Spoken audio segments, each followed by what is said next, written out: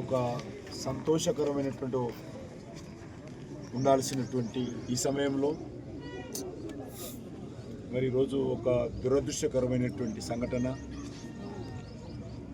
జరిగింది. ఈరోజు పండుగ వాతావరణంలో పోలింగ్ జరగాల్సినటువంటి రోజు ఒక విషాద ఛాయల మధ్యలో మా పార్టీ కానీ, ఈ గ్రామ ప్రజలు కానీ, ఈ వార్డు ప్రజలు కానీ, ఆ కుటుంబం కానీ ఈరోజు మేము ఈ రకంగా మిమ్మల్ని అందరినీ కలవడము చాలా దురదృష్టకరం. నేను నిన్న ఉదయము ఢిల్లీ చేరుకోవడం జరిగింది. మా ఎంపీ గారు జరిగిన విషయం కూడా వెంటనే మాకు చెప్పారు. అరుణమ్మ గారు, మా అమర్నాథ్ గారు, మా కొండయ్య గారు కూడా చెప్పారు. విషయం తెలుసుకున్న వెంటనే పోలీస్ అధికారులతో మాట్లాడడం, మరి మా పార్టీ జాతీయ అధ్యక్షుడు నితిన్ జీ గారికి చెప్పిన తర్వాత నిన్నటి రోజు డాక్టర్ లక్ష్మణ్ గారు కానీ, నేను కానీ, వారు రాజ్యసభలో, నేను లోక్సభలో కూడా ఈ విషయాన్ని లేవనెత్తడం జరిగింది. ఎందుకంటే గత కొన్ని రోజులుగా తెలంగాణ వ్యాప్తంగా ఇదే రకమైనటువంటి ధోరణి. ఇక్కడ మక్తల్ నుంచి మొదలు పెడితే గోదావరి కని కాగజ్ నగర్ వరకు, ఇక్కడ జైరాబాద్ నుంచి మొదలు పెడితే ఖమ్మం వరకు అధికార పార్టీకి సంబంధించినటువంటి నాయకులు ముఖ్యమంత్రి గారి యొక్క ఆదేశాలతో అందరినీ బెదిరింపులు చేయడం,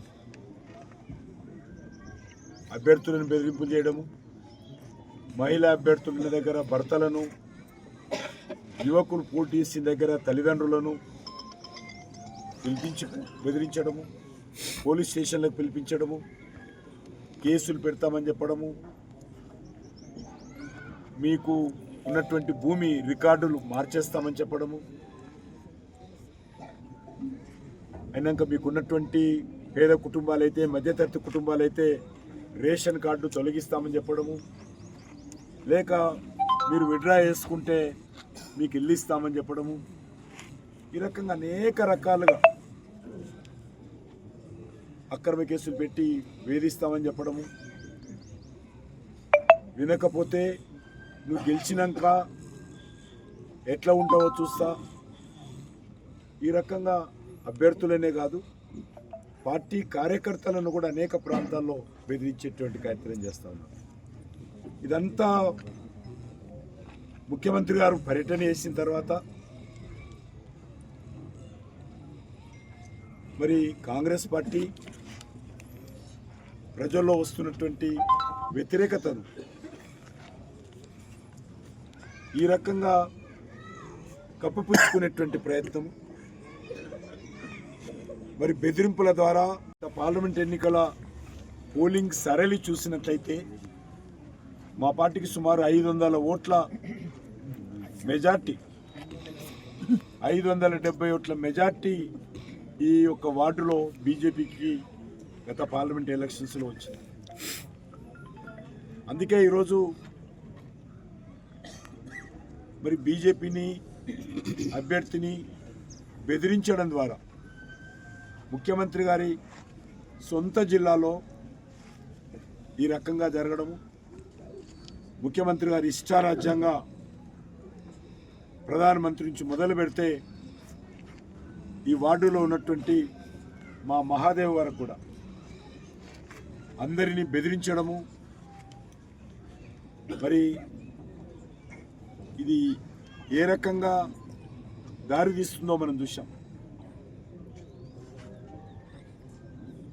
ఈ సంఘటన చాలా దురదృష్టకరము. ఈ రకమైనటువంటి సంఘటనలు జరగడం ఎవరికీ శోభ తీసుకురాదు. రాజకీయాలు ఒక్కరోజుతో అయ్యేటివి కాదు. రాజకీయాలు రేవంత్ రెడ్డి గారు వచ్చిన తర్వాతనే తెలంగాణలో మొదలు కాలే. స్వాతంత్రం వచ్చినప్పటి నుంచి ఉన్నాయి. గెలుపు ఓటమిలు అనేటువంటి సహజం. కానీ ఈ రకంగా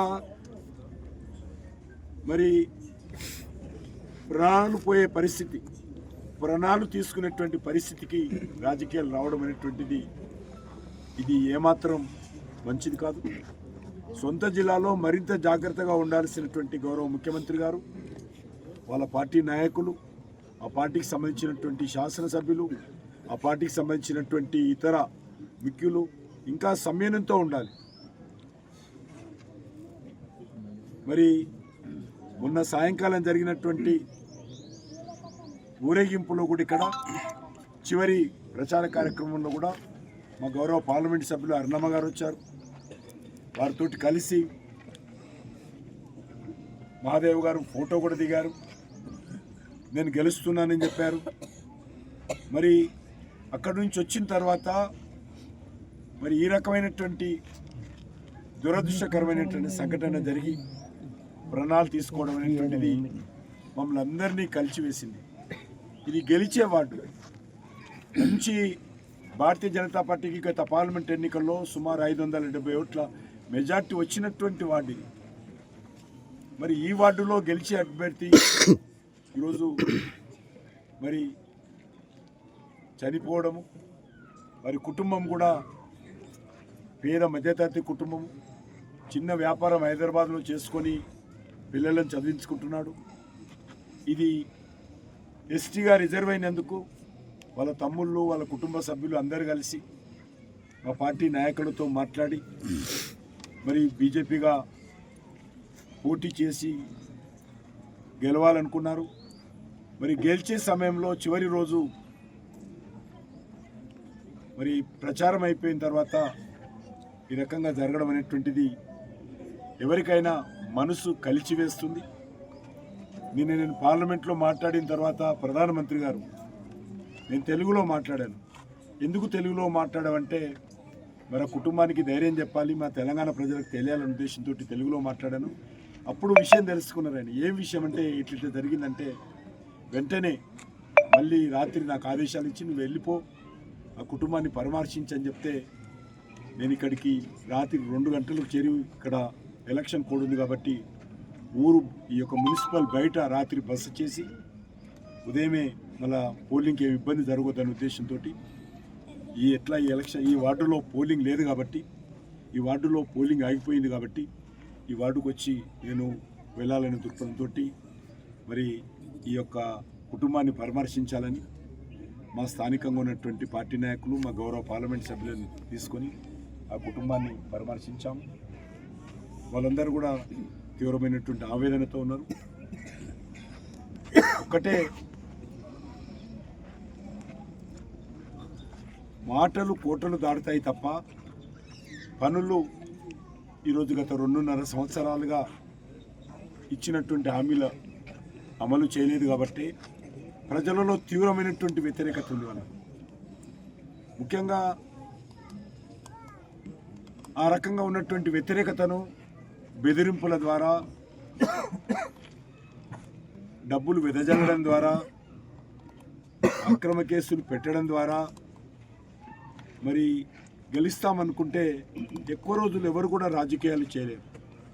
ప్రజలు ఆదరించాలి, ప్రజల ఆదరణతో రాజకీయాలు చేయాలి తప్ప బెదిరింపు రాజకీయాల ద్వారా పోలీసులను అడ్డం పెట్టుకోను, డబ్బులను అడ్డం పెట్టుకోను, అక్రమ కేసులను అడ్డం పెట్టుకోను, భూములను బదలాయిస్తామను మరి ఆ రకంగా ఎవరు కూడా ఎక్కువ రోజులు రాజకీయాలు ఎవరు చేయలేరు. ఏ పార్టీ అయినప్పటికీ అనేక పార్టీలను చూసాం మనం చరిత్రలో. కాబట్టి ఏది ఎవరికి శాశ్వతం కాదు. కానీ కొన్ని నైతిక విలువలు అనేటువంటి అవసరం, దాన్ని దృష్టిలో పెట్టుకొని ఎవరైనా చేయాల్సినటువంటి అవసరం ఉంది. మరి నేను మరొకసారి మహాదేవప్ప మృతికి నా తరఫున, మన ప్రధానమంత్రి గారి తరఫున నేను ప్రగాఢమైనటువంటి సంతాపం వ్యక్తం చేస్తూ ఉన్నాను. భారతీయ జనతా పార్టీ తరఫున మేమందరం కూడా మా గౌరవ పార్లమెంట్ సభ్యురాలు మా పార్టీ నాయకులందరి తరఫున కుటుంబానికి పూర్తిగా అండగా ఉంటాము. దీనిపైన సమగ్రమైనటువంటి దర్యాప్తు జరగాలి. మరి దీనిపైన నేరస్తులు ఎవరైనా కఠినంగా శిక్షించాలి. ఈ విషయము నిన్ననే మా పార్టీ రాష్ట్ర శాఖ అధ్యక్షులు ఇక్కడికి వచ్చారు. వచ్చి తర్వాత మళ్ళీ ఎలక్షన్ కమిషన్ కూడా వారు కలిసి పార్టీ తరఫున నిన్న విజ్ఞప్తి చేశాము. నేను కూడా డీజీపీతో మిగతా అధికారులతో కూడా ఢిల్లీ నుంచి మాట్లాడాను. ఇది చాలా దురదృష్టకరమైనటువంటి సంఘటన. మాకందరికీ తీవ్రమైనటువంటి ఆవేదన, మనసు కలిచివేసే సంఘటన అని చెప్పి మనం సెలవు తీసుకుంటున్నాం.